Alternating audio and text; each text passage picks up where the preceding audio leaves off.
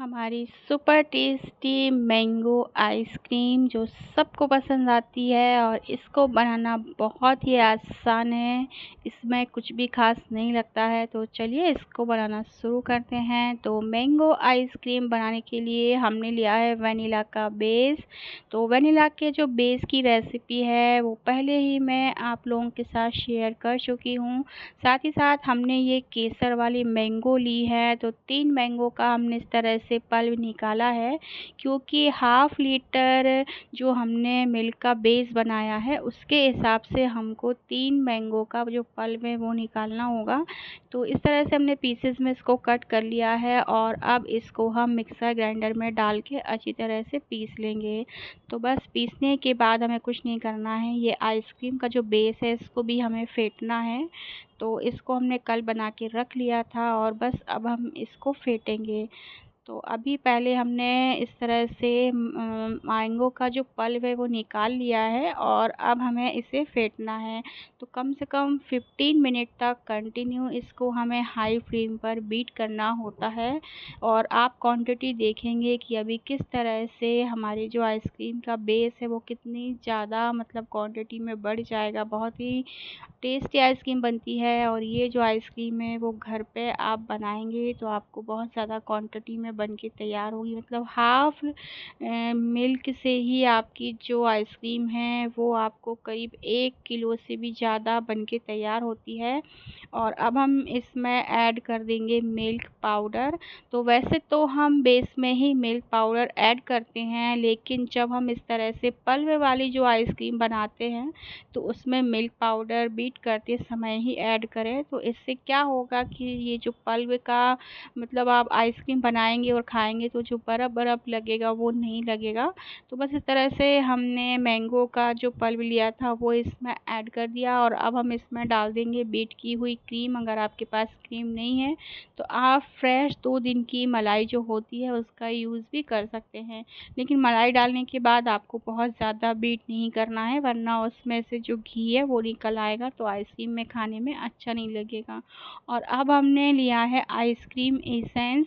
तो ice cream essence जो होता है वो हर फ्लेवर की आइसक्रीम में आप डाल सकते हैं। मतलब कोई स्पेशल ऐसा नहीं है कि आपको स्पेशल ही चाहिए है एसेंस।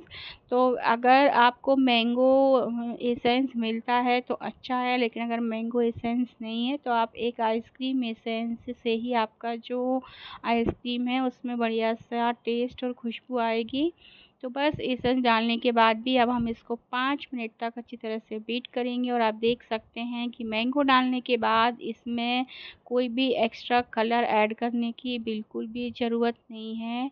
मतलब मैंगो का ही जो कलर है वही हमने ओरिजिनल कलर रखा है और वो आइसक्रीम में बहुत अच्छे से जम के आएगा। मतलब बहुत अच्छे से कलर दिखेगा आपको। तो बस इस तरह से 5 मिनट तक हमें इसे कंटिन्यू घुमाते हुए बीट करना है। और अब ये अच्छी तरह से बीट हो चुकी है। तो अब हम एक कंटेनर लेंगे। तो कोई भी प्लास्टिक का कंटेनर आप ले सकते हैं और अब हम इसको डाल देंगे इस कंटेनर में। तो आप देख सकते हैं कि क्वांटिटी जो है वो आइसक्रीम की कितनी ज़्यादा बढ़ गई है। मतलब डबल से भी ज़्यादा हो गई है और एकदम फ्लैपी है। मतलब अगर आप आइसक्रीम फेंटेंगे बीट करेंगे उसके बाद जब आप ये बर्तन उठाएंगे तो आपको बहुत ही हल्का लगेगा ये उठाने में। तो इस तरह से कंटेनर में हम इसको डाल देते हैं। और अगर आपको पसंद है तो आप मैंगो के कुछ पीसेस भी इसमें डाल सकते हैं ऊपर से और बीच-बीच में। तो बस इसको अभी हम ऐसे ही रख देंगे सेट होने के लिए। 8 से 10 घंटे के लिए हम इसको रखेंगे और फिर 8 से 10 घंटे के बाद हम आपको दिखाते हैं कि हमारी जो मैंगो आइसक्रीम है वो किस तरह से बन के तैयार हुई है। तो बहुत ही सॉफ्ट, बहुत ही क्रीमी और बहुत ही टेस्टी जो मैंगो आइसक्रीम है वो घर पर बन के तैयार हुई है। इसमें बिल्कुल भी आइस के क्रिस्टल नहीं हैं, आप देख सकते हैं। और आप जब बनाएंगे तब आपको पता चलेगा। और ये इस आइसक्रीम का ये जो बॉक्स है इसको अभी जस्ट ही हमने फ्रिज में से निकाला है। ऐसा नहीं है कि 5 मिनट पहले हमने इसको निकाल दिया हो तो ये सॉफ्ट हो जाए, ऐसा बिल्कुल भी नहीं है।